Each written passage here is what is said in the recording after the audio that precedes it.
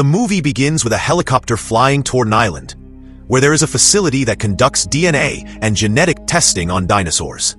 Inside the facility, a D-Rex dinosaur inside a chamber undergoes mutation changes.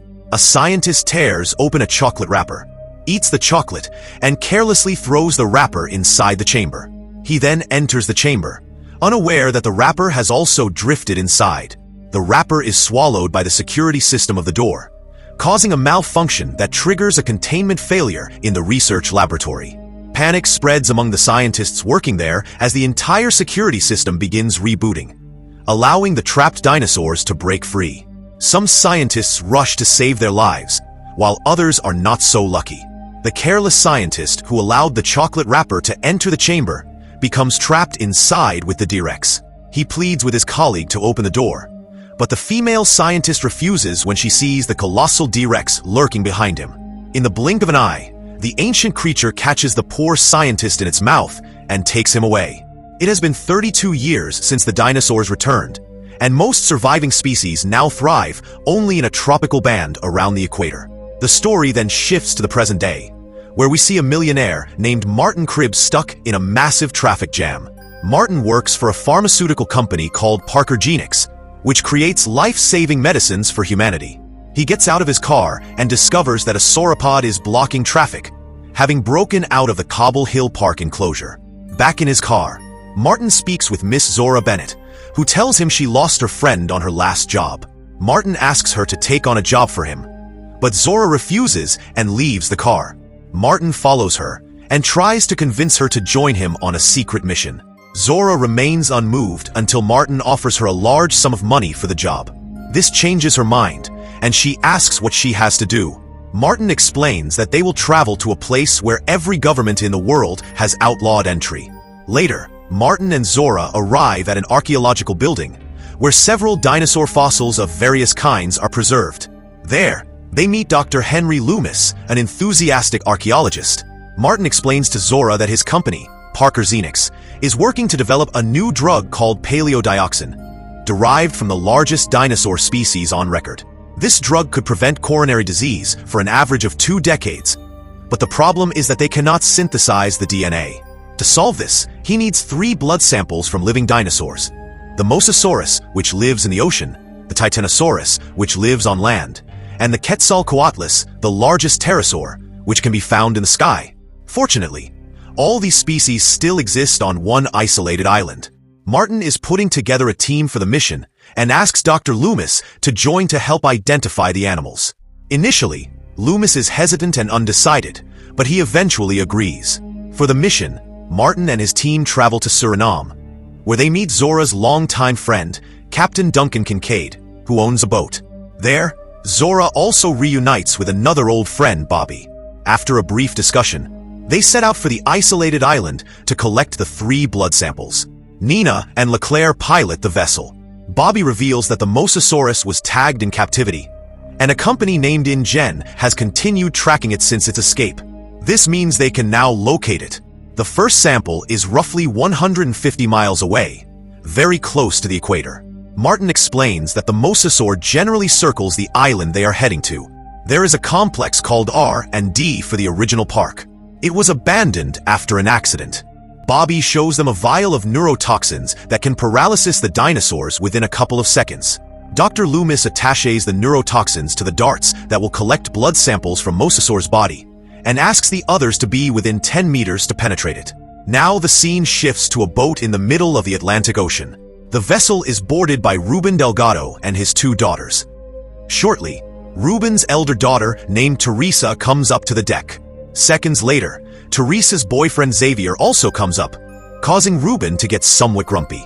Ruben tells Xavier that now is his turn to steer the vessel, but shirker Xavier says that he is too tired to take his shift and asks Ruben to anchor the ship instead. This almost gets under Ruben's skin, but somehow he manages to keep down his anger. Teresa sees something floating on the water in the distance and brings her family's attention to it. Soon after, something fiercely hits the vessel, causing everyone to feel scared. Ruben tries to find out what it was. He quickly realizes that it was something very big, which is beyond their imagination. Not long after, a giant and primordial whale attacks the boat, capsizing it. Ruben and his daughters totally freak out. Ruben swims to the boat and asks trapped Xavier to get to the radio and come out with it. Xavier somehow gets the emergency radio and swims out of the boat. He begins swimming to the boat while being chased by the ancient predators. On Duncan's ship, Captain Duncan receives a distress call from Ruben on his radio. Duncan immediately informs the others about it and tells them the distress call was from 24 miles away. On their capsized boat, Ruben, his daughters, and Xavier wait for a miracle to happen. Shortly after, God takes pity on them by sending Duncan's ship for their help. Duncan and the others take them on their ship. Rebirth narrates the whole story about the giant creatures he and his family encountered in the sea. Zora clears the tracking map and notices something heading toward their ship. Shortly afterward, something violently strikes the ship, forcing everyone on board to get ready to deal with the uninvited situation. Outside the ship, a giant mosasaur dives into the air, enthralling Dr. Loomis. Zora rushes to the bow and gets ready to hit the mosasaur with a dart. Loomis ties her to the ship for her safety and asks her not to fire until the mosasaur is within 10 meters. Duncan steers the ship near the mosasaur, allowing a perfect shot to Zora to hit the creature, but Zora misses it in her first attempt. Dr. Loomis gives her another dart, and this time, Zora hits the bull's eye. This way they collect the first blood sample they need for the medication. Dr. Loomis approaches Zora and asks her what if they don't hand the samples over to the company that makes a life-saving drug and then prices it. So 99% of the planet can't afford it. Teresa spots some Spinosaurus in the ocean and immediately informs the others about it. Loomis reveals that the Spinosaurus can help them hunt mosasaur. Bobby is pissed off at the arrival of Spinosaurus and starts firing at them. One of the Spinosaurs becomes furious and attacks Bobby, taking him away. Not long after, a mosasaur dives into the air, creating a high surge that causes the ship to tilt to one side. Duncan speeds up the ship to outrun the mosasaur because it can't go into shallow water.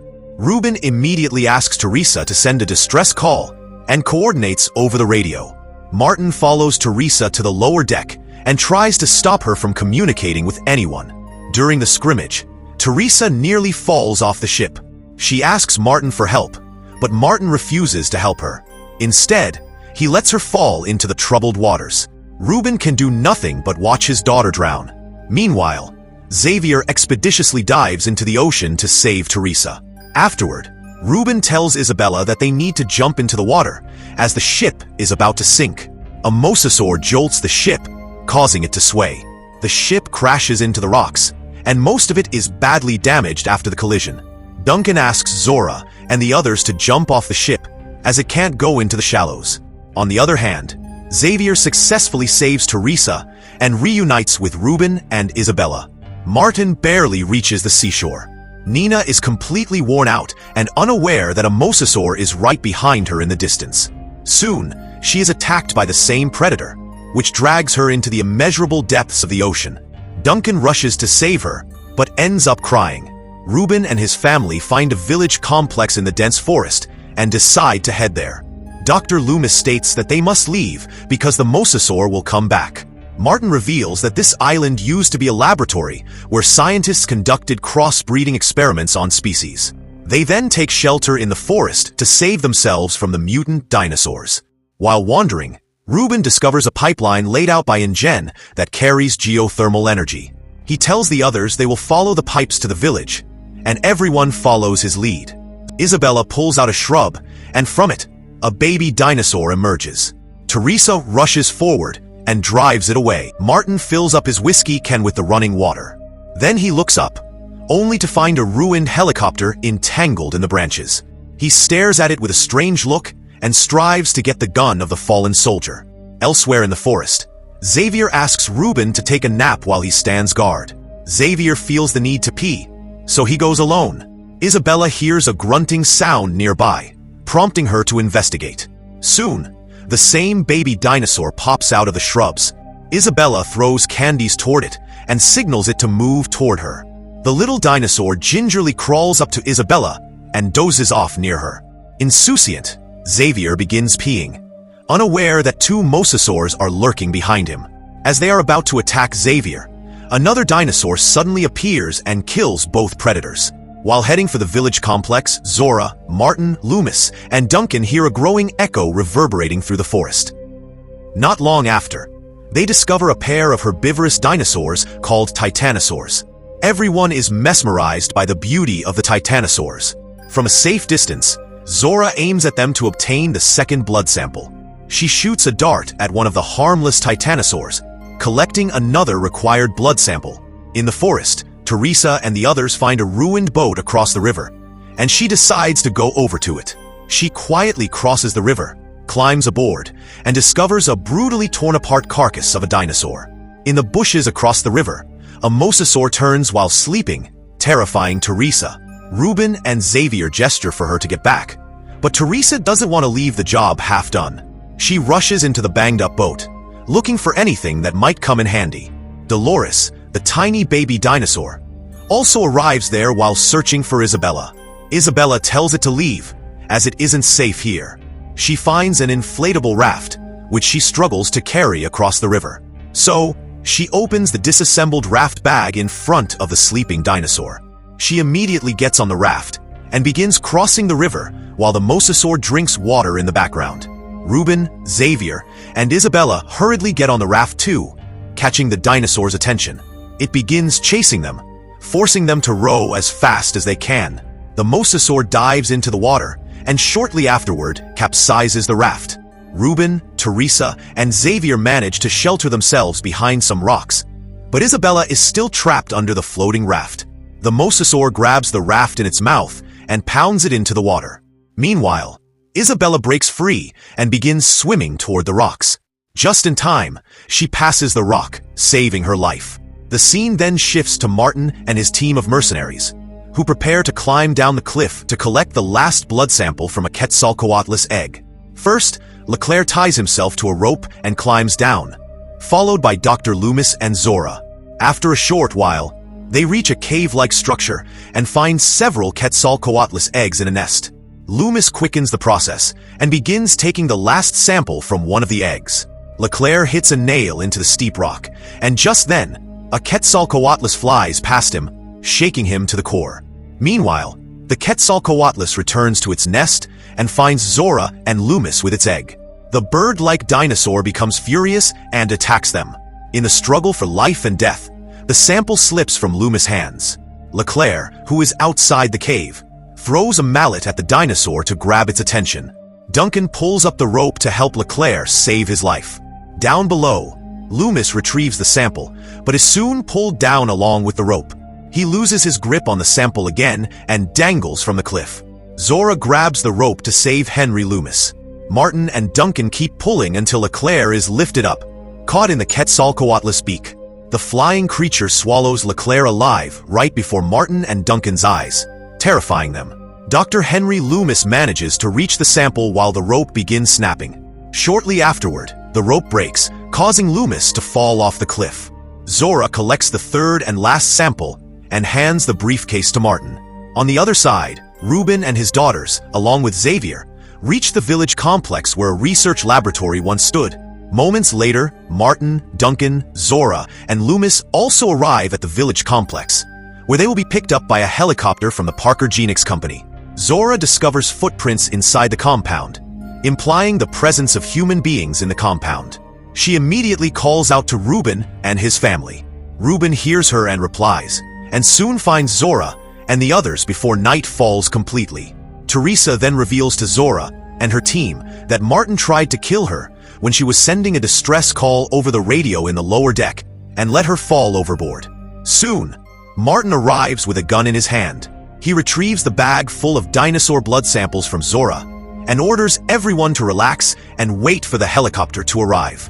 Isabella tells them to be quiet after hearing a dinosaur in the distance. Then, the power is restored in the compound, increasing the tension. Soon, hybrid and mutated dinosaurs fly into the compound, forcing everyone to flee in search of safety. Ruben and his family escape into a store, while one of the dinosaurs tries to break down the door. Duncan and Loomis take shelter in a cabin and shut the door to keep the menacing dinosaur outside.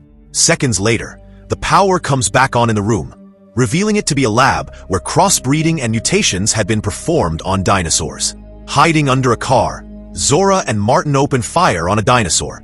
Dolores stays by Isabella's side and follows her into a chamber. Meanwhile, another dinosaur begins sneaking into the room through the ceiling. Isabella hides inside a vending machine with Dolores to avoid the mutated Quetzalcoatlus. However, it senses her presence inside the machine and begins circling it. Ruben distracts the creature, saving his daughter. In the ruined lab, Duncan and Loomis discover a fossilized dinosaur trapped in containment. Just then, they see a helicopter from the Parker Genix company. Duncan immediately runs to get the pilot's attention, but the pilot, finding no one in the compound, decides to leave. Scheming Martin gets into a truck and drives off, leaving Zora vulnerable. A dinosaur enters the tunnel through a manhole after sensing human presence. Henry Loomis boards the helicopter area and fires a flare into the sky to get the pilot's attention. As a result, the helicopter turns back toward the abandoned lab. As it approaches, the helicopter is attacked by the mutated T-Rex, the same one that destroyed the research laboratory.